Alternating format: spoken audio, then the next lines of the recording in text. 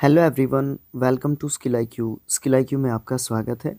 तो चलिए स्टार्ट करते हैं ओ डब्ल्यू एस के लिए पार्ट नंबर 24, जिसमें हम क्या करने वाले हैं 1151 टू 1200 तक जो है अपने ओ डब्ल्यू एस कर रहे हैं। तो लगातार ये कारवां आगे चल रहा है, स्टेप बाय स्टेप, बिल्कुल धीरे धीरे और स्टेप बाय स्टेप हम जो है क्या कर रहे हैं, आगे बढ़ रहे हैं। तो चलिए स्टार्ट करते हैं बिना किसी देरी के, बिना किसी ज़्यादा टाइम वेस्ट किए। चलिए देखते हैं, स्टार्ट करते हैं फर्स्ट से। Deep in thought, pensive. Pensive एक एडजेक्टिव वर्ड होता है। इसका मतलब होता है एक तरीके से चिंताग्रस्त। ठीक है, चिंताग्रस्त जो डीप इन थॉट में मतलब सोच विचार में, गहन चिंतन में एक तरीके से चले जाना, पेंसिव थिंकिंग होती है वो। समथिंग दैट हैपन्स ऑफन और that lasts for a long time, उसको पेरिनियल कहेंगे। देखो, सबसे पहली बात तो ये है कि इसकी स्पेलिंग ध्यान रखना ज़रूरी है, और ये एक ऐसा वर्ड है जिसकी मतलब मीनिंग है ना हमारे दिमाग से निकल जाएगा। सबसे पहली बात तो PERENN और फिर IAL, पेरिनियल। ठीक है, पेरिनियल ये एक एडजेक्टिव वर्ड होता है और इसका मतलब होता है चिरस्थायी, यानी कि लंबे समय तक जब भी कोई चीज़ रहती है ध्यान में। समथिंग दैट हैपन्स ऑफन, यानी कि जो लंबे समय के बाद होता है। That last for a long time, है ना, बहुत लंबे समय तक जो चीज़ हो, जैसे एक तारा है धूमकेतु। धूमकेतु, ठीक है, ये 86 वर्ष के बाद दिखता है, तो ये एक तरीके से पेरिनियल स्टार है ना। तो ये चीज़ है। नेक्स्ट है हमारा continuing for a long period of time without interruption, उसको परपेचुअल कहेंगे। ये एक एडजेक्टिव होता है, इसका मतलब होता है कॉन्टिन्यू, कॉन्टिन्यूटी किसी भी प्रकार की, किसी भी चीज़ को एक लंबे समय तक बिना किसी इंटरप्शन के जारी रखना। ओके, वो जो है क्या होती है, परपेचुअल होती है, परपेचुअल बोलते हैं इसको। An incidental, an incidental benefit awarded for certain types of employment, उसको बोलते हैं परक्विजाइट। परक्विजाइट, परक्विजाइट होती है रियायत एक तरीके की, जिसको हम नाउन के रूप में जानते हैं। एक इंसिडेंटल बेनिफिट, एकदम से अचानक से कोई बेनिफिट मिलता है जो कि एक अवार्ड के रूप में मिलता है कुछ स्पेशल टाइप की एम्प्लॉयमेंट के दौरान, मतलब अपनी सर्विसेज के दौरान कुछ अचानक से मिल जाता है। उसमें फॉर एग्जांपल आप उसको समझ सकते हैं जैसे कि बोनस वगैरह मिल जाते हैं काम करते समय। Okay, subject someone to hostility and ill treatment especially because of their race or political or religious beliefs, उसको बोलते हैं persecute। persecute, persecuted, persecuted इसका सेकंड एंड थर्ड फॉर्म होता है। इसका मतलब होगा किसी के ऊपर अनावश्यक रूप से दबाव डालना या फिर अत्याचार करना या फिर किसी के साथ गंदा या बुरा व्यवहार करना। अब इसके जो जो इम्पोर्टेंट चीज़ है ना वो ये समझने की कोशिश करते हैं। सब्जेक्ट समवन टू हॉस्टैलिटी, सबसे पहले हॉस्टैलिटी का मतलब क्या होता है, नाउन वर्ड है, TY एंडिंग वर्ड है। इसका मतलब शत्रुतापूर्ण भावनाएं, एक तरीके से आप कह सकते हो, विद्वेष कह सकते हो, विरोध कह सकते हो। इल ट्रीटमेंट, इल ट्रीटमेंट का मतलब क्या होता है, जब आप जो है अच्छा व्यवहार नहीं करते। ओके, इल का मतलब आपने पढ़ा होगा बीमार, है ना, लेकिन हर बार जरूरी थोड़ा ना कि इल का मतलब बीमार होगा। जब भी किसी वर्ड के आगे प्रीफिक्स के रूप में इल काम करेगा तो उस वर्ड का उल्टा यानी कि एंटोनियम बना देगा, इस बात का भी ध्यान रखना है।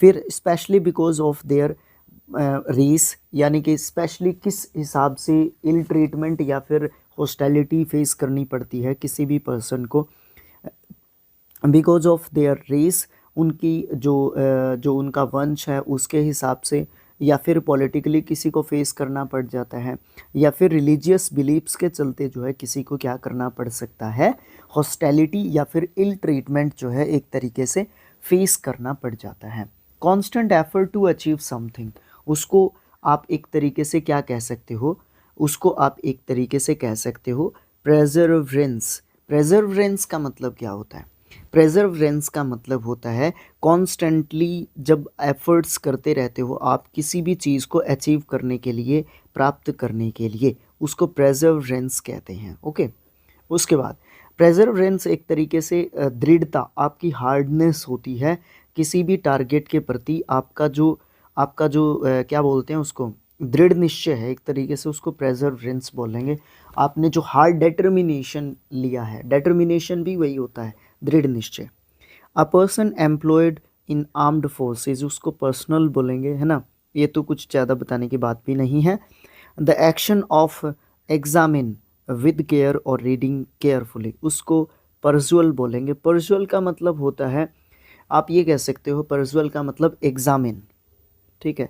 एग्जामिन, एग्जामिन करना, मतलब ये भी ये जो है पर्जुअल एक तरीके से मैंने यहाँ पे इसको नाउन के रूप में अगर मैं यूज़ कर लूँ तो वैसे एग्जामिन एक वर्ब के रूप में भी यूज़ करते हैं और नाउन के रूप में भी यूज़ करते हैं। जांच पड़ताल करना आप इसका मतलब कह सकते हैं, या फिर आप इसका मतलब कह सकते हैं कि किसी चीज़ के बारे में अध्ययन करना, है ना, अवलोकन करना, ये सब मतलब आप इसके कह सकते हैं पर्जुअल के। Okay, a person who always expects bad things to happen और something not to be successful, उसको बोलते हैं पैसिमिस्ट, निराशावादी। इसका उल्टा होता है ऑप्टिमिस्ट। ऑप्टिमिस्ट, ऑप्टिमिस्ट होता है आशावादी। ठीक है, ऑप्टिमिस्ट कौन होता है, आशावादी होता है। और पैसिमिस्ट कौन होता है, पैसिमिस्ट होता है निराशावादी। एक ऐसा पर्सन जो हमेशा एक्सपेक्ट करता है कि जो चीज़ें हैं ना वो बिल्कुल भी ठीक नहीं होंगी या बिल्कुल भी सक्सेसफुल हम नहीं होंगे, तो उसकी एक सोच बन जाती है, उसके व्यवहार में वो नेगेटिविटी आ जाती है एक तरीके से कि क्या करूं यार, हर चीज़ गलत हो रही है, हर चीज़ कुछ भी सही नहीं हो रहा है मेरे साथ, तो एक तरीके से पैसिमिस्ट हो चुका है। और इसका एंटोनिम क्या होता है, optimist. Killing of pests, paste होते हैं छोटे जीव, ठीक है। एक तरीके से इंसेक्ट्स को भी आप पेस्ट्स कह सकते हैं, बट ज़्यादातर नहीं, बट समझने के लिए आप इंसेक्ट्स को पेस्ट्स कह सकते हैं।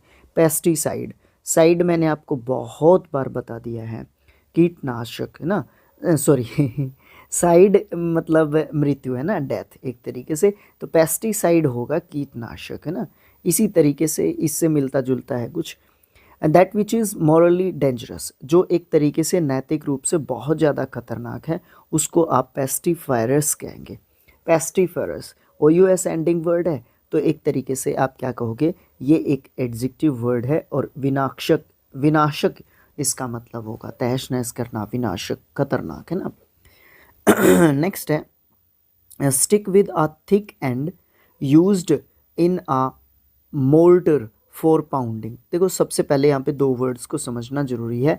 पेस्टल उसको कहते हैं, वो एक नाउन वर्ड होता है, उसका मतलब मूसल होता है। हमारे हरियाणा में होता है एक पूरा मोटा लठ जिससे पहले अनाज कूटा जाता था, ठीक है। जिससे पहले इस उखल, ओखल बोलते थे इसको, ओखल या ओखली बोलते थे, ठीक है। और इसके अंदर अनाज डाल दिया जाता था, जैसे बाजरे का अनाज होता था। और इस मूसल से, इस उखल के अंदर बार बार जो है कुटाई की जाती थी एक तरीके से, वो कुटाई होती है पाउंडिंग, ठीक है। और मोर्टर होता है मूसल, ठीक है। ये सब चीज़ें समझनी बहुत ज़्यादा ज़रूरी हैं। तो कई देसी चीज़ें आगे आ जाती हैं ना, और फिर हम ये समझते हैं कि पता नहीं यार इसका इंग्लिश क्या होता है। ओके, तो पाउंडिंग होता है कूटना, और अपना दूसरा क्या वर्ड था, मोर्टर होता है मूसल, और पेस्टल भी मूसल ही होता है। ओके, डिक्रीज और fade gradually before coming to an end, उसको पैटर कहेंगे। पैटर्ड, पैटर्ड इसका सेकंड एंड थर्ड फॉर्म होगा। कहने का मतलब क्या है, डिक्रीज का मतलब भी वही होता है और फेड का मतलब भी वही होता है और पैटर का मतलब भी वही होता है। ग्रेजुअली, धीरे धीरे, before coming to an end, जब भी किसी भी चीज़ का धीरे धीरे ख़त्म होते जाना, उसके बिल्कुल ही ख़त्म होते जाने से, ठीक है। A long wooden seat with a back for people to sit on in a church, church में बैठने के लिए कोई जगह होती है जैसे बेंच टाइप की, तो उसको आप क्या कहेंगे, पै कहेंगे, पै। ये नाउन होगा क्योंकि किसी वस्तु का नाम है। उसके बाद a person who always runs after women, उसको फिलेंडरर कहेंगे। वन हु लव्स मैनकाइंड या फिर someone who freely gives money and help to people who need it, जो लोगों की मदद करता है बिना किसी लालच के लोगों की, और या फिर मैनकाइंड यानी कि मानवता की से जो प्रेम करता है ना, लोगों की हेल्प करता है, हेल्पफुल नेचर का वो पर्सन एक तरीके से है। तो फिलेंथ्रोपिस्ट वो पर्सन होता है, और जिस प्रोसेस के तहत वो ये चीज़ करता है उसको फिलेंथ्रोपी बोलते हैं। द लव ऑफ मैन और मैनकाइंड वो क्या होती है, फिलेंथ्रोपी होती है। अ पर्सन हु कलेक्ट्स और स्टडीज़ स्टैम्प्स, जो स्टैम्प्स को कलेक्ट करता है या स्टडीज़ करता है उनके बारे में, वो क्या होता है, फिलेटलिस्ट जो है एक तरीके से होता है। फिलेटली जो है वो तरीका होता है जिसके तहत क्या किया जाता है, स्टैम्प्स को स्टडी किया जाता है या फिर कलेक्ट किया जाता है। The collection and study of postage stamps. One who does not care for literature और आर्ट, उसको फिलिस्तीन कहेंगे। देखो ये पता है क्या होता है, एक तरीके से आप इसको गंवार कह सकते हो, ठीक है, एक तरीके से अशिक्षित कह सकते हो, क्योंकि इसको इसको किसी आर्ट या लिटरेचर से क्या मतलब है, इसको किसी भी आर्ट या लिटरेचर से कोई मतलब नहीं है, इसको सिर्फ तोड़ फोड़ करनी है, इसीलिए उसको एक फिलिस्तीन टाइप का बंदा कहा जाता है। और फिलिस्तीन जो कंट्री होती है उसकी स्पेलिंग आप मुझे कमेंट बॉक्स में लिख के बताएंगे, क्या यही होती है क्या, सेम बता दीजिए मुझे कमेंट बॉक्स में। द स्टडी ऑफ लैंग्वेजेस उसको फिलोलॉजी कहेंगे। फिलोलॉजी क्या होता है, एक ऐसी प्रोसेस होती है, एक ऐसी स्टडी होती है जिसमें लैंग्वेजेस के बारे में जानकारी प्राप्त की जाती है। One who loves wisdom and hence pursues it.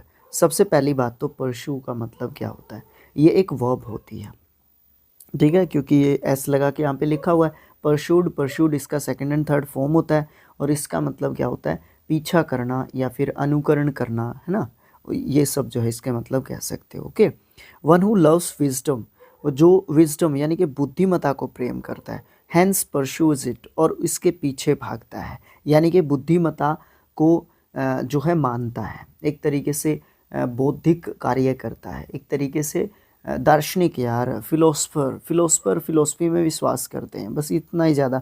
Philosopher बोल देता ना मैं, जल्दी ही समझ जाते हैं आप इस बात को, है ना, बताने की ज़रूरत ही नहीं थी, बुद्धिमता के पीछे जाता है, दौड़ता है ना, लेकिन फिर भी बताना चाहिए, थोड़ा सा मीनिंग्स के हिसाब से भी चलना चाहिए। नेक्स्ट है इंटेंस और अनरीजन्ड फियर और डिसलाइक, उसको फोबिया कहेंगे। फोबिया होता है जिसमें मतलब बिना किसी कारण के भी डर हो जाता है, ठीक है। Study the study and classification of sounds, उसको फोनेटिक्स बोलेंगे। फोनेटिक्स साउंड्स पढ़े होंगे आपने, ध्वनि विज्ञान। फोनेटिक्स साउंड्स मतलब जो हमारी ट्रांसक्रिप्शंस पढ़ी होंगी आपने ग्रेजुएशन में, है ना, ग्रेजुएशन में पढ़ी होंगी आपने ट्रांसक्रिप्शंस, तो वहाँ पे साउंड को कैसे प्रोड्यूस होती हैं, मतलब कोई भी लेटर किस तरीके की साउंड प्रोड्यूस कराता है ना, कॉन्सोनेंट्स कैसे प्रोड्यूस करते हैं साउंड, कॉन्सोनेंट्स की साउंड क्या होती है, वोवल्स की साउंड क्या होती है, इस तरीके की चीज़ें फोनेटिक्स में आती हैं। फोनेटिक्स साउंड्स बोलते हैं उनको, ठीक है। 20 + 24 होती हैं, आई थिंक 44 होती हैं total. A doctor who is a specialist in general medicine not surgery, उसको फिजिशियन बोलेंगे। अ study of the human body, उसको फिजियोलॉजी कहेंगे, शारीरिक विज्ञान जिसमें फिजिकल जो है हम एग्जामिन करते हैं, जांच पड़ताल करते हैं। Treatment by means of exercise and massage, उसको फिजियोथेरेपी कहेंगे। फिजियोथेरेपी की स्पेलिंग ध्यान रखना है, फिजियो और फिर थेरेपी, वैसे तो मुश्किल भी नहीं है, लेकिन इतना आप सोचोगे ना, जितना आप सोच के चलोगे फिजियोथेरेपी, थेरेपी बोलने में जितना आसान है उतना स्पेलिंग लिखने में इतना भी आसान नहीं है, ठीक है। नेक्स्ट है a large number of things placed one on top of another, उसको पाइल कहेंगे। पाइल मतलब ढेर, ठीक है। पाइल का मतलब क्या होता है, ढेर होता है, जो किसी भी चीज़ का हो सकता है। The act of stealing something in small quantities, उसको पिल फ्रेज कहेंगे। पिल फ्रेज का मतलब क्या होता है, छोटी चोरी, है ना, एक ऐसा काम जिसमें आप चोरी करते हैं छूट छूट थोड़ी मात्रा में, ठीक है, थोड़ी नंबर में या मात्रा में, उसको फिलरेज कहेंगे, फिलरेज या पिलरेज आप इसको कहेंगे। अ seat for passenger on a bicycle और मोटर बाइक, उसको पिलियन कहेंगे, पिलियन। पीछे की सीट या तो बाइसिकल की कह सकते हैं आप, या फिर मोटरसाइकिल की भी आप कह सकते हैं। One who does something for the first time, उसको पायोनियर कहेंगे, उसको नोवाइस भी कह सकते हैं। ठीक है, और एक वर्ड और आप बताएंगे मुझे कमेंट बॉक्स में, जो नवसिखिया होता है, जो चीज़ों को फर्स्ट टाइम एक्सपीरियंस करता है। ठीक है, पायोनियर होता है, नोवाइस होता है, और एक वर्ड और आया था, मैंने पूरा जोर लगाया था उस वर्ड के ऊपर। ठीक है, नेक्स्ट है a person who attacks and robs ship at sea, उसको पायरेट कहेंगे। पायरेट होता है समुद्री डाकू, इससे ज़्यादा बड़ी डेफिनेशन इसकी है ही नहीं। पायरेट समुद्री डाकू होता है। One who leaves on fish, जो फिशेस के सहारे रहता है। पिसी वॉरियस एक ऐसा एडजेक्टिव वर्ड है, पिसी वॉरियस। ठीक है, ये वो नहीं है कर्नियर्स, हर्बियर्स, है ना, तो उन्हीं से रिलेटेड जो है आप जो है कह सकते हो पिसी वॉरियस, उसी से रिलेट कर सकते हो, उन्हीं वर्ड्स के ग्रुप में आप इसको शामिल कर सकते हो। नेक्स्ट हमारा क्या है, नेक्स्ट है हमारा पीसी वॉरियस हो गया, ओके। नेक्स्ट है हमारा मेक समवन लेस एंग्री और हॉस्टाइल, किसी को कम गुस्सा करना या नाराज़ करना किसी को, तो उसको प्लेकेट करना आप कह सकते हो। प्लेकेटेड इसका सेकंड एंड थर्ड फॉर्म होगा, क्योंकि कम कर रहे हो आप किसको, एंगर को भी और हॉस्टैलिटी को भी। ठीक है, तो प्लेकेट कर रहे हो आप, उसको क्या कर रहे हो, शांत कर रहे हो कि भाई कोई बात नहीं, हो जाता है। ठीक है, किसी भी तरीके से आप किसी को मना रहे हो, ओके, तो उसको आप क्या कर रहे हो, प्लेकेट कर रहे हो। नॉट ईजिली एक्साइटेड और अपसेट, उसको प्लेसिड कहेंगे, एडजेक्टिव वर्ड होता है, इसका मतलब भी क्या होता है, प्लेकेट ही होता है। एक रूट वर्ड एक ही है इनका। Take and use the thoughts, inventions etcetera of another person as one's own, उसको कहते हैं प्लेजियराइज। देखो थोड़ा सा अलग सा वर्ड है, और ध्यान रखनी बहुत ज़्यादा ज़रूरी है, तीनों एक साथ एक जैसे वर्ड हैं, तीनों के साथ लगाना था, ये मुझे थोड़ा सा ध्यान नहीं रहा। ओके चलो कोई बात नहीं। तो प्लेजियराइज क्या होता है, साहित्यिक चोरी। तीनों को एक बार पढ़ लेते हैं और फिर समझने की कोशिश करते हैं कि क्या डिफरेंस है। जब भी हम किसी के थॉट्स को, इन्वेंशंस को, या कोई भी चीज़ है उनको हम एक दूसरे पर्सन के अपने खुद के बना लेते हैं, तो आप उसको कहेंगे प्लेजियराइज। स्टीलिंग ऑफ आइडियाज़ और राइटिंग्स ऑफ समवन एल्स, उसको कहेंगे प्लेजियरिज्म। और फिर one who copies from other writers, उसको प्लेजियरिस्ट जो है एक तरीके से कहेंगे। अब तीनों की समझने की कोशिश करनी है। प्लेजियराइज क्या होता है, ये होती है साहित्यिक चोरी, और प्लेजियरिस्ट जो है साहित्यिक चोर होता है जो ऐसा काम करता है। ये वाला भी और ये वाला भी, इन दोनों में डिफरेंस जानने की कोशिश करो। प्लेजियराइज क्या होता है, ये होता है जब भी किसी के थॉट को या इन्वेंशन को अपना दिखाने की कोशिश करना। दूसरे वाला क्या होता है, जिसमें किसी का विचार हो या किसी की राइटिंग्स हो, वो जो है अपने नाम से जो है एक तरीके से पब्लिश करना या फिर छापना। ठीक है, तो उसको प्लेजियरिज्म कहेंगे। प्लेजियरिस्ट जो ये काम करता है। Person who flies a shoot, तो उसको प्लेंटिफ कहेंगे, प्लेंटिफ। ठीक है, जो फाइल क्या हो गया, files a shoot, okay. Person who files a shoot, उसको प्लेंटिफ कहेंगे, जो अर्जी करता है, जो अर्जी करता है, एक तरीके से अर्जीदार होता है वो। फ्लैट मेंटल और पोर्सलिन प्लेट, पोर्सलिन क्या होता है, इसके ऊपर अलग से करना चाहिए था।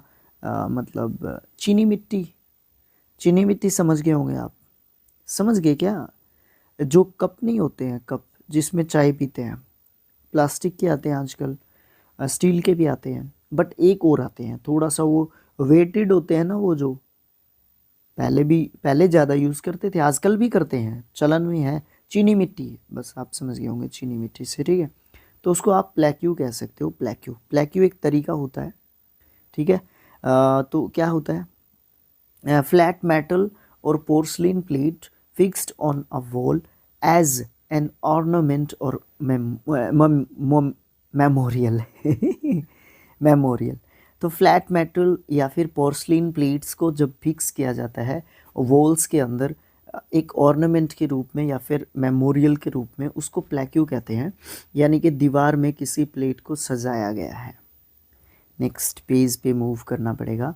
सीमिंग रीजनेबल उसको कहते हैं प्लाउजिबल, एडजेक्टिव वर्ड होता है, इसका मतलब होता है संभाव्य।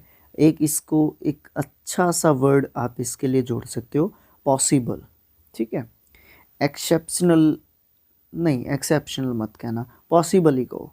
A decision made by public voting उसको कहते हैं प्लीबिस्केट, प्लीबिसाइट, इसीलिए इसको अलग से कलर कर रखा है। इसका मतलब होता है जनमत संग्रह, मतलब ये हमने अपने आप से नहीं की चीज़, ये जो है क्या किया गया है, पब्लिक वोटिंग के द्वारा ये कोई डिसीजन लिया गया है। अ सोलेमन प्रॉमिस और अंडरटेकिंग उसको प्लेज कहेंगे। सोलेमन क्या होता है, कमेंट बॉक्स में लिख के बता सकते हैं आप। ठीक है, सोलेमन क्या होता है। The state of being full और कंप्लीट उसको प्लेंटीट्यूड कहेंगे। प्लेंटी आपने सुना होगा, प्लेंटी है ना, प्लेंटी आपने सुना होगा, प्रचुरता, नाउन वर्ड के रूप में यूज़ करते हैं, तो उसी से तो बना है ये plenitude. Okay, next capable of bending easily without breaking उसको प्लाइएबल कहेंगे।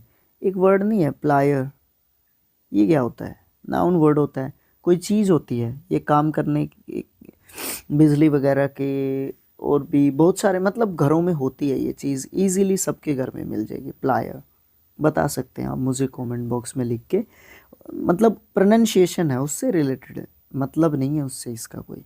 कैपेबल ऑफ बेंडिंग ईजीली जो आसानी से मुड़ सकती है, विदाउट ब्रेकिंग बिना टूटे, तो उसको प्लाइएबल कह सकते हैं, लचीला एक तरीके से आप इसको कह सकते हैं। एग्जैक्ट सिनोनियम आप इसका पता है क्या बता सकते हो, फ्लेक्सिबल, फ्लेक्सिबल कह सकते हो। ठीक है, उसके बाद नेक्स्ट है one who repairs leaking water pipes उसको प्लम्बर कहेंगे।